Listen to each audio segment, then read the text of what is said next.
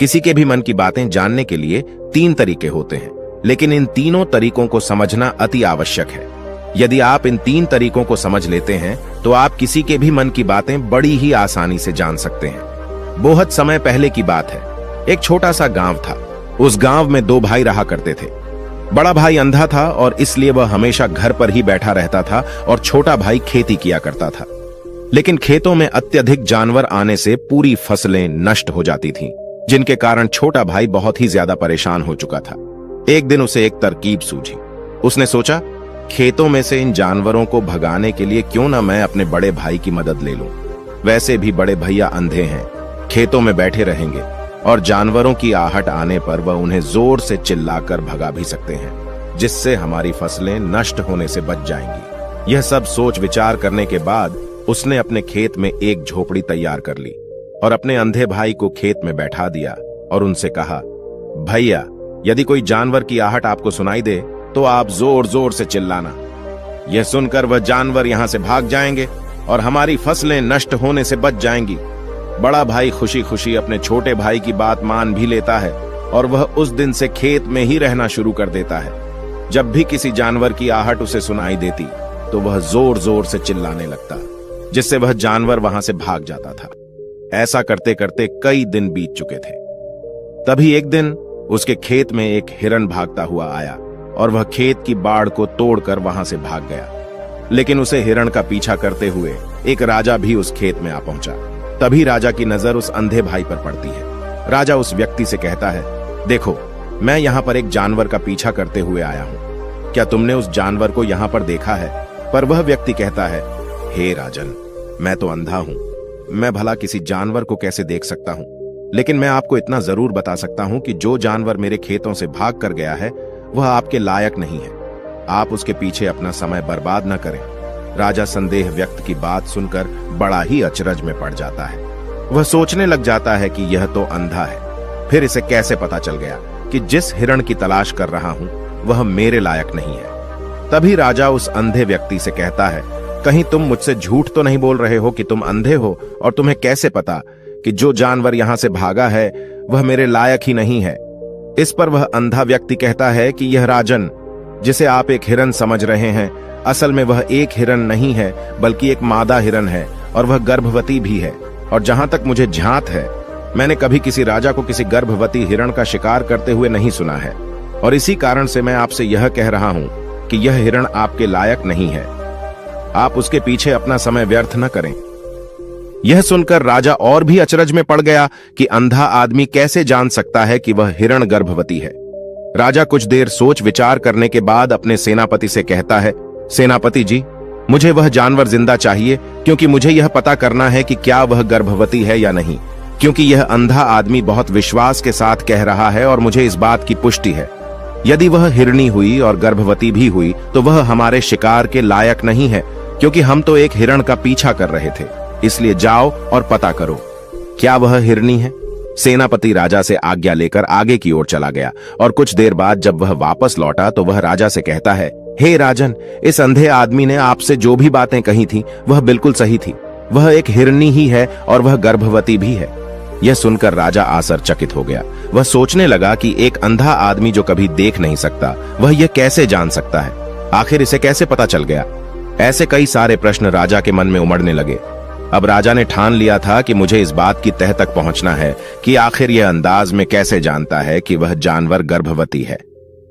यह सोचकर राजा उस अंधे आदमी के पास जाता है और उस अंधे आदमी से कहता है, देखो, मैं यह तो नहीं जानता कि तुम सचमुच में अंधे हो या नहीं, लेकिन मैं तुमसे एक बात जानने आया हूं। क्या तुम मेरे प्रश्न का सही सही जवाब दोगे? इस पर वह अंधा व्यक्ति कहता है, हे राजन, आप जो कुछ भी पूछना चाहते हैं आप पूछ सकते हैं, मैं आपको बिल्कुल सच सच जवाब दूंगा। इस पर राजा कहता है, देखो, एक तो तुम कहते हो कि तुम अंधे हो और दूसरी तरफ तुमने यह बता दिया कि जिस जानवर का पीछा कर रहा हूं वह एक हिरणी है और वह गर्भवती भी है। तुम्हें कैसे पता चल गया? तुम्हारे खेत में तो और भी जानवर आते होंगे, और भी तो जानवर यहां से गुजरते होंगे, फिर तुमने यह कैसे अंदाजा लगाया? तभी वह अंधा व्यक्ति राजा से कहता है, हे राजन, आप जिसका पीछा कर रहे थे वह जब मेरे खेत में आई तो उसकी रफ्तार और उसके भागने की आहट से मुझे यह एहसास हो चुका था कि वह एक हिरणी है और मेरे खेत की जो बाड़ है, जो जानवरों को रोकने के लिए खेत के चारों तरफ बनी है, वह बहुत छोटी है।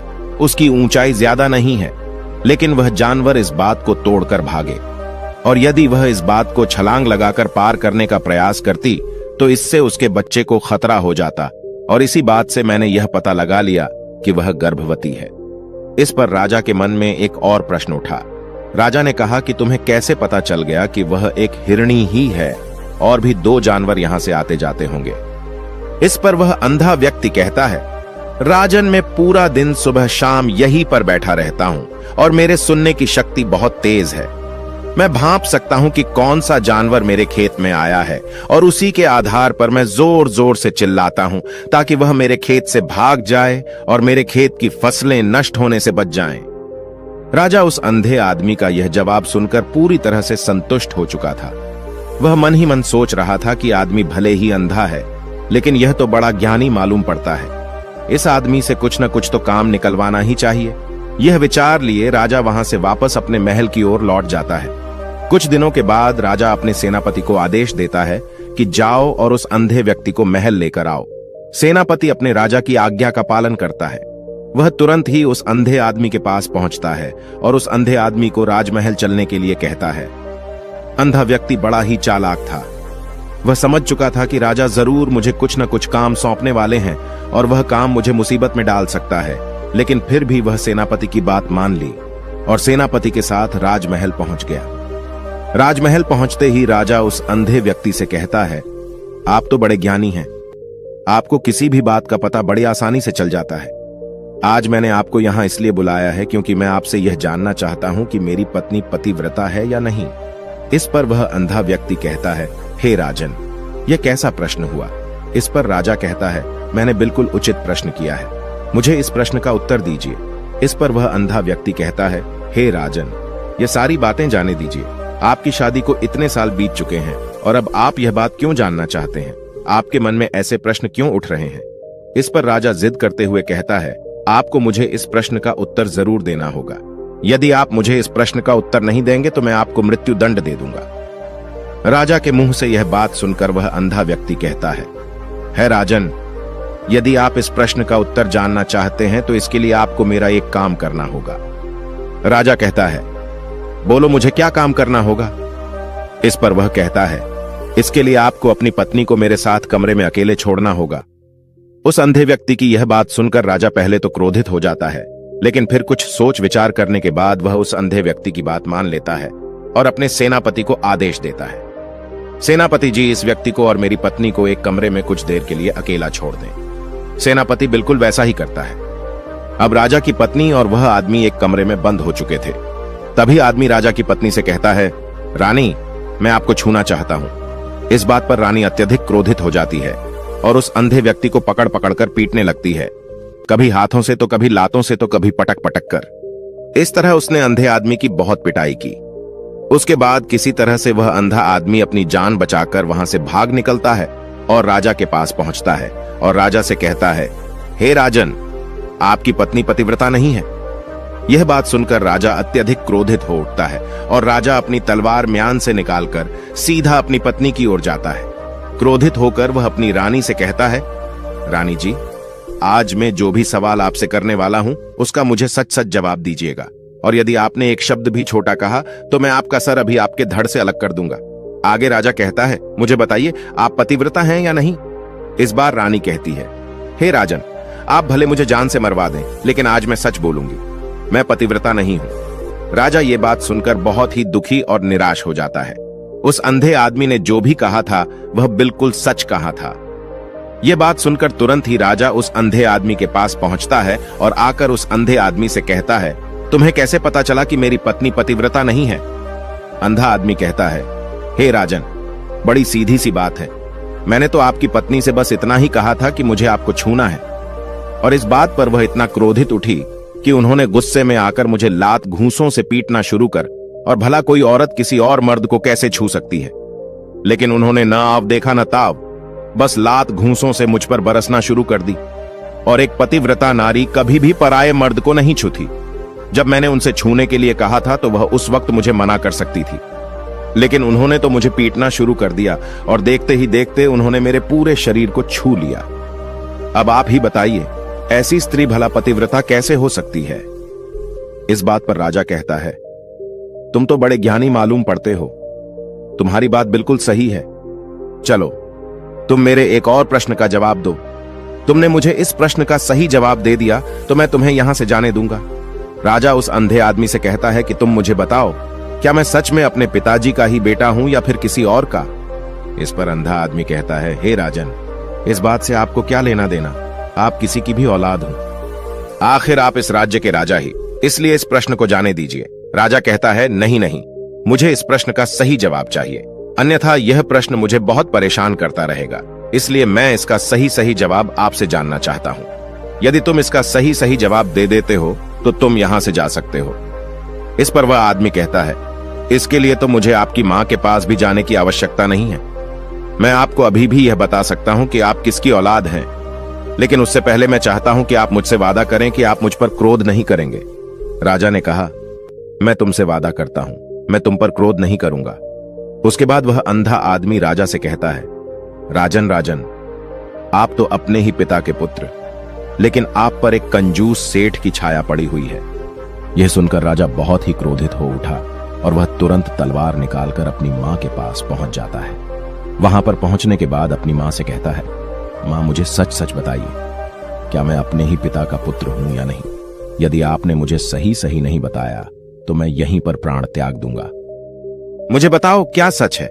इस पर उस राजा की मां कहती है, बेटा तू है तो अपने ही पिता का पुत्र, लेकिन तुम्हारे ऊपर एक कंजूस सेठ की छाया पड़ी हुई है। जब मैं एक बार नहाने के बाद अपना मुंह आईने में देख रही थी, तभी उस कांच के पीछे मुझे एक कंजूस सेठ नजर आता है और उसी की छाया तुम पर पड़ चुकी है। यह सुनते ही राजा और भी ज्यादा अचरज में पड़ जाता है और वह तुरंत दौड़ा दौड़ा वापस उस अंधे आदमी के पास पहुंचता है और उस अंधे आदमी से कहता है, तुम्हें कैसे पता चला कि मुझ पर एक कंजूस सेठ की छाया पड़ी हुई है? इस पर अंधा आदमी कहता है, राजन, आपने मुझसे कई सारे सवाल पूछे जिनका जवाब भी मैंने आपको सही से दिया। यदि कोई और राजा होता तो मुझे उसके बदले ढेर सारे इनाम दिया होता, लेकिन अब तक आपने मुझे एक फूटी कौड़ी भी नहीं दी। इस बात से मैंने अंदाजा लगा लिया था कि आप बहुत कंजूस हैं। यह बात सुनकर राजा जोर जोर से हंसने लगा और कहता है कि आप जो भी मांगे तो मैं आपको अवश्य दूंगा, लेकिन मुझे यह बात बताओ कि तुम्हें कैसे पता चल जाता है कि कौन सी बात सही है और कौन सी बात गलत? तुम किसी की बात का इतना सटीक और सही जवाब कैसे दे पाते हो? इस पर वह अंदाज में कहता है कि हे राजन, मैं तो वैसे ही अंधा हूं। मेरी आंखें होती तो मैं किसी की भी मन की बातें बड़ी सरलता से जान लेता। मन की भी एक भाषा होती है और यह भाषा मनुष्य के शरीर के व्यवहार के रूप में देखी जा सकती है। उसकी आंखों से, उसके होठों से, उसकी दान करने के तरीकों से, उसकी क्रियाओं से यह पता किया जा सकता है कि उसके मन में क्या चल रहा है। उसके आधार पर हम किसी के भी मन की बातें जान सकते हैं, लेकिन मैं तो जन्म से ही अंधाज हूं, मैं देख नहीं सकता, इसीलिए मैं क्रियाओं से देखता हूं। यदि मुझे कोई बात जाननी होती है तो अगले आदमी को मुझे कुछ काम देना पड़ता है, जिस पर वह व्यक्ति किस तरीके से उस काम को करता है, उसके आधार पर ही मैं यह पता लगा पाता हूं कि आखिर उसके मन में क्या चल रहा है। तभी वह राजा कहता है, तो इसका अर्थ यह हुआ कि मैं भी किसी के भी मन की बातें जान सकता हूं। इस पर वह अंधा आदमी कहता है कि हे राजन, अवश्य, किंतु उससे पहले आपको अपने ऊपर काम करना होगा और वह अपने मन को शांत करना, अपने मन को वर्तमान में लाना, जिसके लिए मैं आज आपको 3 तरीके बताने वाला हूं। और ये तीनों ही तरीके बड़े ही आसान हैं और सरल हैं, किंतु हे राजन, उससे पहले आपको एक काम करना होगा, अपने मन को एकाग्र करना होगा। जब हम अपने मन को एकाग्र करते हैं, अपने मन को वर्तमान में लाते हैं, तो हम दूसरे के मन की बातें जान सकते हैं, क्योंकि वह आदमी अभी भी अपने मन में वर्तमान में ही सोच रहा है और हमारे मन को वर्तमान में ही लाना होगा, तभी हम उसके मन की बातें जान सकते हैं। यदि हम अतीत में हुई घटनाओं के बारे में सोच रहे होंगे तो जो अगला आदमी में सोच रहा है, वर्तमान में अपनी मन में बात कर रहा है, वह हम कैसे जान पाएंगे? क्योंकि हम तो अतीत की घटनाओं में डूबे हुए हैं। इसलिए किसी के भी मन की बातें जानने के लिए सबसे पहले हमें अपने मन को एकाग्र करना होगा, उसे वर्तमान में लाना होगा। फिर वह अंधा व्यक्ति राजा से कहता है, हे राजन, जो 3 तरीके मैं आपको बताने वाला हूं, इन 3 तरीकों से आप बड़ी आसानी से किसी के भी मन की बातें जान सकते हैं। यह राजा जो सबसे पहला तरीका है वह आंखों पर ध्यान देना। किसी व्यक्ति से बात करते हुए उसकी आंखों में देखना, उसकी आंखों पर ध्यान देना ज्यादा जरूरी है, क्योंकि आंखें बोलती नहीं और बहुत कुछ कह जाती हैं। यदि हम किसी व्यक्ति की आंखों को, इशारों को समझना सीख जाएं, तो हम यह जान पाएंगे कि व्यक्ति के दिमाग में क्या चल रहा है, वह क्या सोच रहा है और अभी वह क्या करने वाला है। मेरे पास आंखें नहीं हैं, लेकिन मैंने अपने गुरु से यह विद्या सीखी है, क्योंकि बहुत साल पहले मेरे पास आंखें थीं और मैं उस वक्त लोगों के मन की बातें केवल आंखों में ही देखकर जान लेता था। इसलिए यदि आप भी दूसरों की बातें जानना चाहते हैं तो आपको भी उनकी आंखों पर गौर करना होगा, जैसे कि वह कब और कहां किधर देख रहे हैं। वह आंखों को इधर उधर घुमा रहे हैं या फिर उसकी आंखें खुश नजर आ रही हैं, और फिर आंखों में कहीं निराशा तो नहीं है, जैसा कि एक चोर होता है। उसकी आंखों में जब हम देखते हैं तो हमें यह पता चलता है कि अगला आदमी ने कोई गलती की है। ठीक उसी प्रकार जब हम किसी चालाक व्यक्ति की आंखों में देखते हैं तो आपको पता चलेगा कि उसकी आंखों में चालाकी होती है। यह एक बहुत ही सीधा और आसान तरीका होता है। यदि आपको यह पता लगाना है कि सामने वाला व्यक्ति आपसे झूठ कह रहा है या फिर सच कह रहा है, तो आपको उसकी आंखों में ध्यान देना अति आवश्यक होता है। यदि आपसे बात करते वह व्यक्ति अपनी आंखें इधर उधर घुमा रहा है या ऊपर नीचे, इधर उधर दाएं बाएं रहा है, तो इसका अर्थ यह हुआ कि वह इस बात से निकलने का कोई रास्ता ढूंढ रहा है, वह कोई झूठ बना रहा है। यदि सामने वाला व्यक्ति आपसे झूठ कहने का प्रयास कर रहा है तो वह आपसे नजर नहीं मिला पाएगा। ठीक उसी प्रकार दूसरे तरीके में हम चेहरे को पढ़ना सीखते हैं, क्योंकि चेहरे के हाव भाव होते हैं जिससे हम मन की बातें बड़ी आसानी से समझ सकते हैं, और इन्हें भी समझना बहुत जरूरी है। कभी कभी कोई व्यक्ति अपने चेहरे से, अपने हाव भाव से बहुत कुछ अलग अलग व्यवहार करता है। यदि आप किसी व्यक्ति के चेहरे में गौर करेंगे तो आप आसानी से समझ पाएंगे कि व्यक्ति निराश है या बहुत उदास है, या फिर वह बहुत खुश है, या फिर उसे कोई बड़ा दुख है तो अपने अंदर क्या महसूस कर रहा है। ये सारी बातें हम उसके चेहरे के हाव भाव से पता कर सकती हैं। फिर चाहे इंसान जुबान से कुछ बोले या फिर न बोले, लेकिन आप उसके चेहरे से सब कुछ पता कर सकते हैं। आगे अंधा व्यक्ति राजा से तीसरा तरीका बताते हुए कहता है कि हाथों के शरीर का व्यवहार, मन की बात समझने के लिए हमें हाथ के इशारे और शरीर के व्यवहार को समझना बहुत ही आवश्यक है। कोई व्यक्ति जब भी बात करता है, जो आपने देखा होगा कि वो अपने हाथों को हिलाता है, अपने हाथों से इशारा करता रहता है। वह बातों के साथ साथ अपने शरीर का जो व्यवहार है उसका भी पूरा उपयोग करता है, जिससे हमें यह पता चल पाता है कि वह व्यक्ति हमारी बातों पर कितना ध्यान दे रहा है और उसके मन में क्या चल रहा है। शरीर के व्यवहार को देखने के लिए उसके हाथ हिलाने के चेहरे पर बार बार हाथ लगाने और हाथों को एक दूसरे पर मसलना, ऐसी बहुत सी क्रियाएं करता है। उस पर हमें ध्यान देना अति आवश्यक है। मन की बात को समझने के लिए हमें शरीर के विज्ञान को भी समझना पड़ता है। यदि हम इन 3 तरीकों को अच्छी तरह से समझ लेते हैं तो हम बहुत जल्दी किसी भी व्यक्ति के मन की बातें बड़ी सरलता और सहजता से जान सकते हैं। इसलिए यदि आपको किसी के मन की बातें जाननी है तो आपको उसकी आंखों पर, उसके चेहरे पर, उसके शरीर के हाव भाव को और उसके हाथों को ध्यानपूर्वक देखना होगा और समझना भी होगा, जिससे आप यह समझ पाएंगे कि आखिरकार उसके मन में क्या चल रहा है और वह क्या सोच रहा है। लेकिन उससे पहले आपको अपने मन को एकाग्र करना होगा, शांत करना होगा और अपने मन को वर्तमान में लाना होगा। तभी आप उस व्यक्ति की इन सभी क्रियाओं पर ध्यान दे पाएंगे और उन्हें समझ पाएंगे। आप यदि अतीत की घटनाओं में व्यस्त हैं, भविष्य की योजनाओं में व्यस्त हैं, तो आप उस व्यक्ति के हाव भाव पर कभी ध्यान ही नहीं दे पाएंगे और न ही आप कभी भी समझ पाएंगे कि आखिरकार उस व्यक्ति के मन में क्या चल रहा है, वह क्या सोच रहा है। या काम कोई भी कर सकता है, या एक प्रकार की विद्या है जो मुझे मेरे गुरु ने सिखाई है। राजन, अगर आपको यह जानना है तो मेरे साथ आपको कुछ दिन रहकर इसका अभ्यास करना होगा। राजा तुरंत राजी हो जाता है और वह उस अंधे व्यक्ति को अपने राज्य का राजगुरु नियुक्त कर देता है और खुद अंधे व्यक्ति का शिष्य बन जाता है। तो दोस्तों, ये कहानी आपको कैसी लगी? उम्मीद है इस वीडियो से आपको बहुत कुछ पता चला होगा। और अगर आप नए हैं तो हमसे जुड़ने के लिए इस चैनल को सब्सक्राइब करना मत भूलिएगा। मिलते हैं अगली वीडियो में कुछ नए विचारों के साथ। तब तक के लिए आपका बहुत बहुत धन्यवाद।